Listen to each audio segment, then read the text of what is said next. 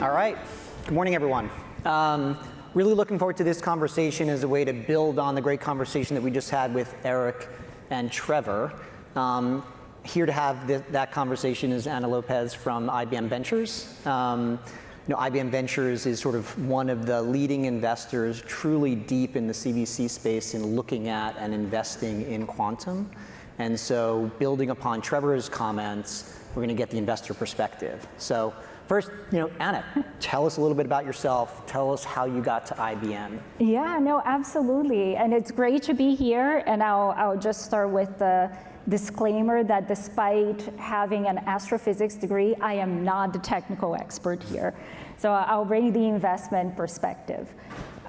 So my journey really started at University of Toronto, doing science, and I decided that I really wanted to do something that's a little bit more applied. And I fell in love with this intersection of hard tech in the lab, these early stage ideas, and how do we translate them from lab to market. So I spent the last, almost 20 years now working at that intersection, starting in academia, helping translate technologies from lab to market at MIT.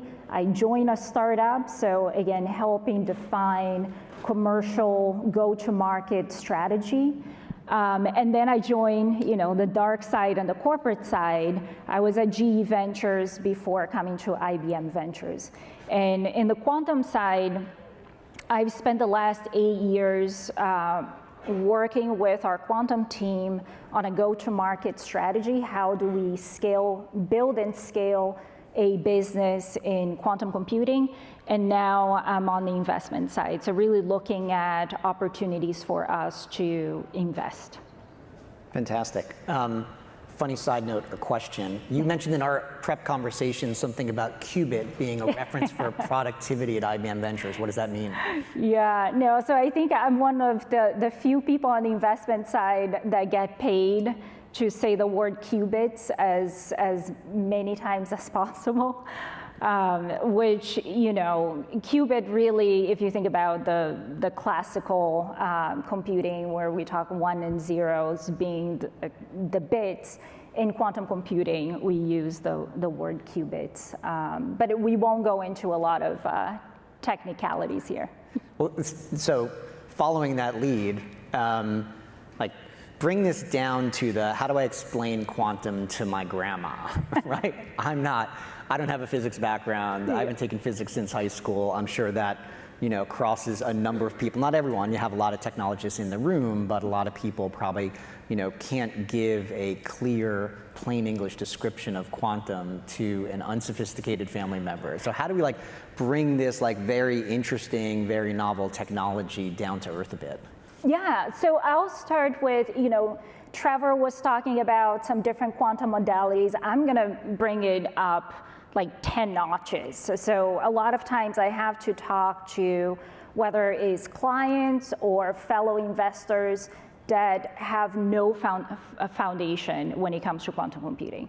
So the way that I like to explain, and I've explained it to my nieces and nephews too, and hopefully they understood a little bit, is, if you think about a mouse in a maze and the mouse is looking to find a piece of cheese in that maze.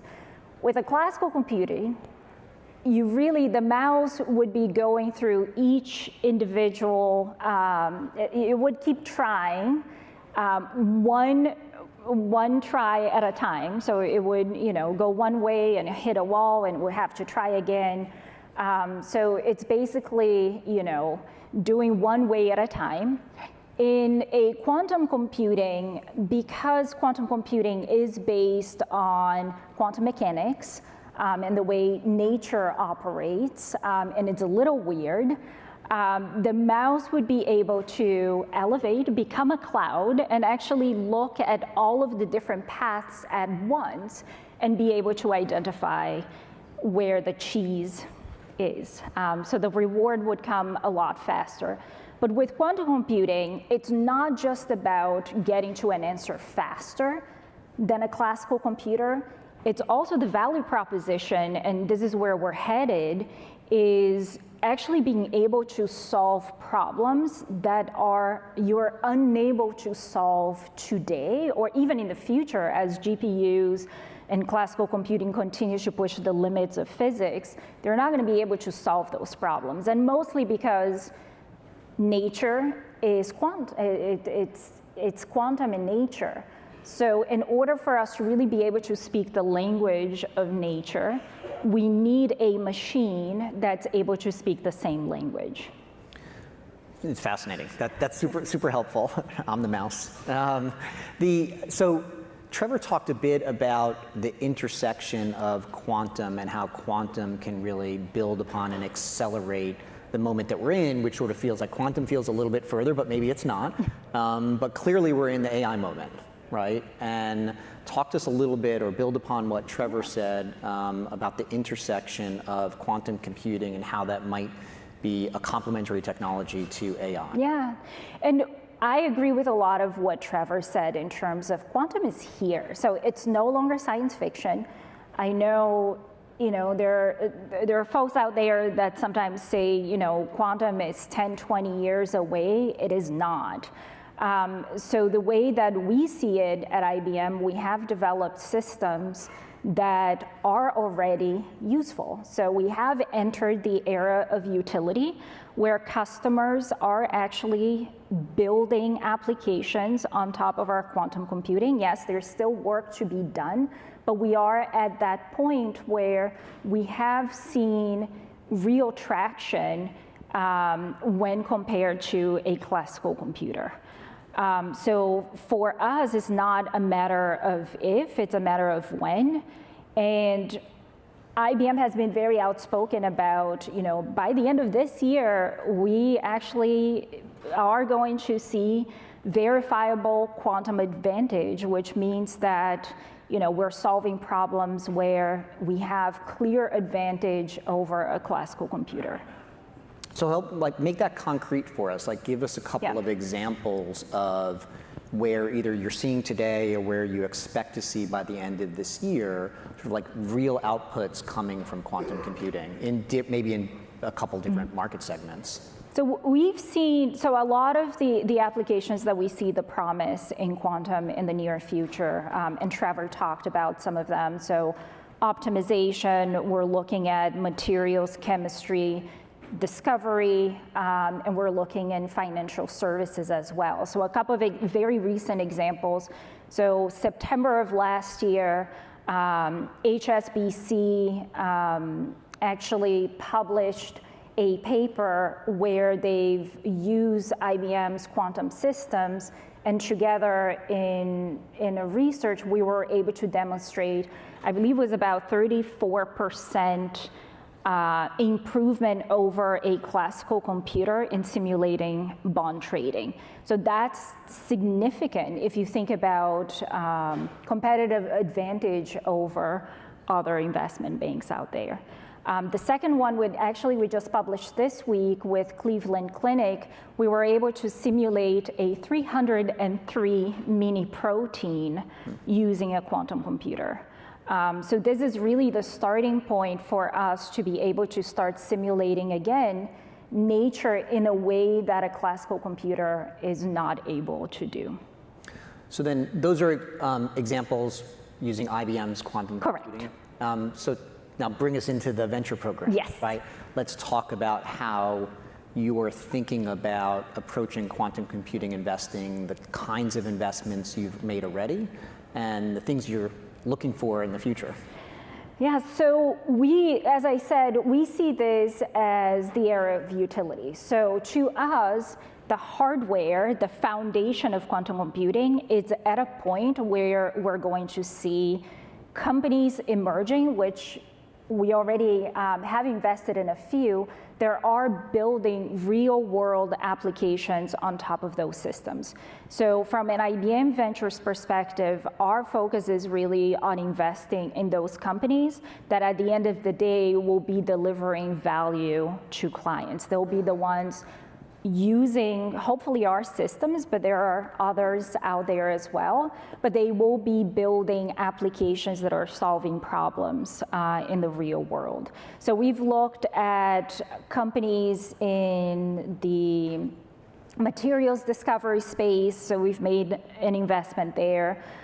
We're looking at a company that is really in the beginning. They're in the seed phase area that they're using quantum computing on machine learning.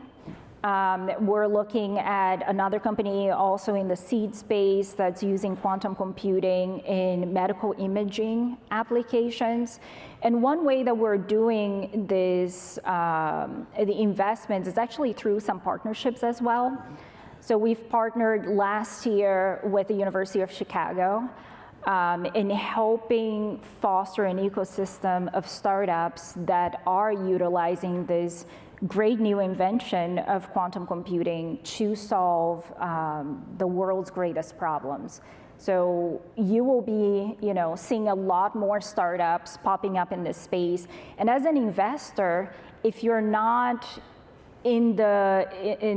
if your thesis is not to invest in these heavy CapEx, really long-term investments, we're seeing that there is actually very interesting companies that are on the software level now. They're very interesting in terms of an investment profile. Not that we have any favorite children, but any portfolio companies already in IBM Ventures portfolio that are sort of like quantum focused that you're particularly excited about breaking out in the year or two ahead? We have no favorite children, but I can talk about a couple that we've made recent announcements. So the two that we recently made announcements through the partnership with University of Chicago are SQK. So this is the company working on medical imaging applications. Codex Quantum, it's another very early stage company focused on machine learning. And we've also made an investment last year in a company called Kedma. So this one is not necessarily on the application layer, but they're helping develop solutions on the error mitigation side of the quantum computing side. Fascinating. How do you think about the strategy at IBM Ventures relative to quantum computing? Like, what is it that you're looking for beyond just investing in great companies, great technologies, and getting a return? So IBM Ventures, we are really a strategic investor. Obviously, for us, it's, we want to make great financial investments, but that's not the end and all. We want to make great investments in companies where we can leverage the IBM machine to help them scale and grow. So in quantum particularly, we're looking for those companies that are developing applications in areas that are very close to our strategy and very close to, areas where our clients are mostly interested in.